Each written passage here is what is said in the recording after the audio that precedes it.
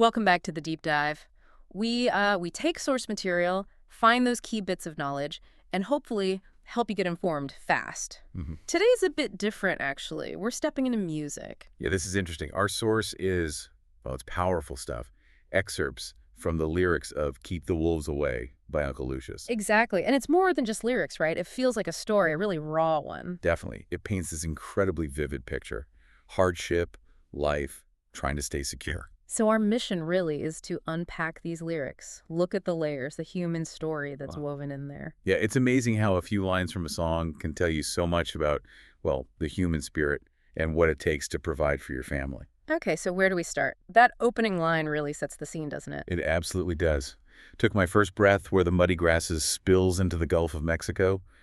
Instantly, you're grounded. Yeah. You get this sense of place, this working-class world shaped by industry, and then the skylight, colored by chemical plants. Wow. So it's not just scenery, it's in the air they breathe, shaping their lives. Precisely. It's the backdrop, but it's an active one. And you feel that pressure, that grind. The song says it right away why that industry is there. To put bread on the table of the working man.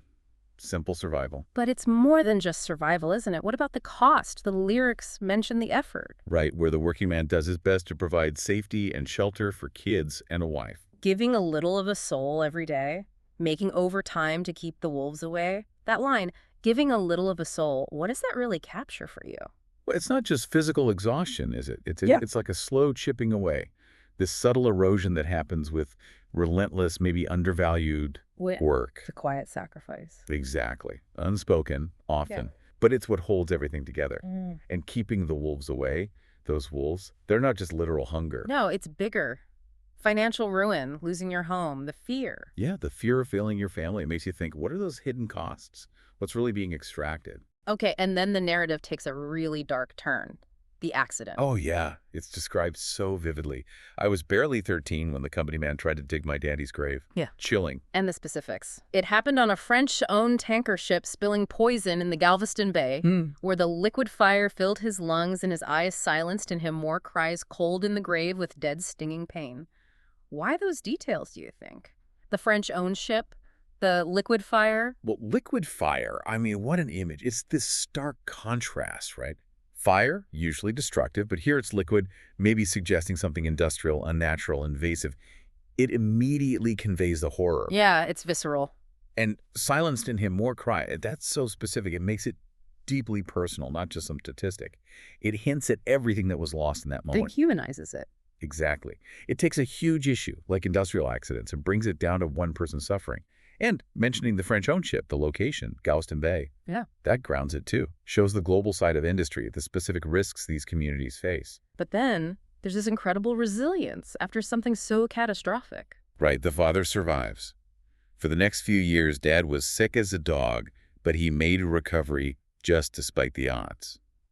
Just despite the odds. What does that tap into, that phrase? It feels almost primal, doesn't it? That sheer will to live, to fight back against fate, especially when your family depends on you. It's defiance. It's not just getting better physically. No, it's like a statement, a refusal to be broken. Yeah. And then things change for them. Yeah. The settlement came and we moved out of town, where the sky isn't heavy with refinol, so they escape that immediate environment, that constant reminder, the literal weight of the refineries in the air. A moment of respite, but it shows the long shadow these things cast even after you physically recover. Absolutely. The impact lingers. So let's try and bring this all together. What's the core message here when we look at the whole arc? Well, this song, Keep the Wolves Away, it really just lays bare the sacrifices, doesn't it? Across generations, just trying to survive, maybe even thrive a little. You see it so clearly. The father breathing that liquid fire on the tanker just to put bread on the table. Enduring that horrific injury, being sick as a dog. But then fighting back, recovering, just despite the odds. And then you see the cycle continue, but differently. The son. Right, the son who's now going for broke with every song I play. Because his father's settlement money, that brief respite, is running out and he's painting for pennies. It's a different kind of grind, a different kind of overtime. Yeah, going for broke with music is his way of fighting those same wolves, that same economic uncertainty that's haunted the family. Exactly. And the song connects it all back to that environment. The skylight colored by chemical plants, the sky heavy with refine. These aren't just background details, they're burdens these communities carry. But alongside that burden, there's that incredible resilience, that determination, and you see that shift, how the next generation picks up the responsibility. It's a powerful look at what keeping the wolves away truly means, the lengths people go to. So, maybe the question for you, listening, is thinking about your own life.